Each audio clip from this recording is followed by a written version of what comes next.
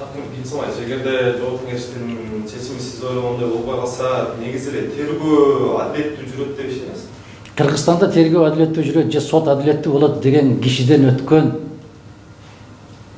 түшүндүңөр, андан өткөн ким бар? Андан өткөн бир жанагы жумшараак сөз табайын деп атам. Андан өткөн аңкоо киши болобу ушундай? Кыргызстанда сот бар, Кыргызстанда таза жүрөт, Кыргызстанда таза чечим кабыл алынат дегенге мына ушул жерде отурган силер өзүңөр кол көтөргүчү канча киши ишенесиңер?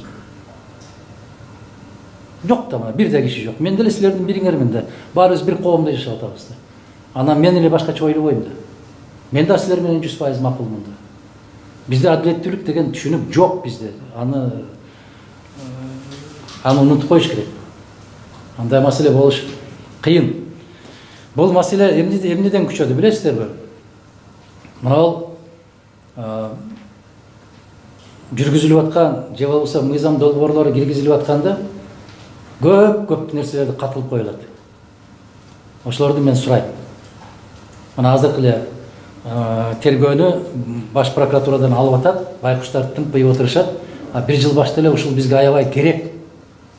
Ушуну менен реформа жасайбыз. Биздин бутубузду, колубузду байлабагыла деп кыйкыргандар бүгүн жок, болбойт экен деп теңирден тескери түшүнбөйсүн аларды. Таптакыр мен суроо бербедим. Бир жыл 2 ай болуптур ушул мыйзам иштеп атат. Ушуга былтыр эле кыйкырып аттыңар эле. Быйыл эмне болду деп сурап атпаймынбы? Десем баштарын жерге салат, жылмайышат. Кожоюн айтты дегенди айта албайт да.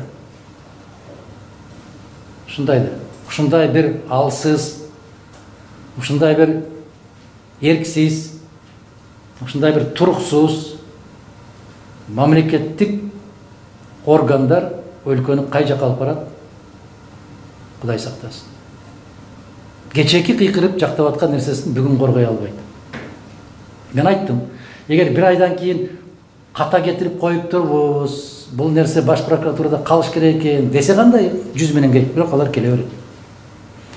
Анан дагы кыйкырып чыгышат, каталыгын өз убагында сезген эрдик эмеспи деп туруп. Ушундай элбиз.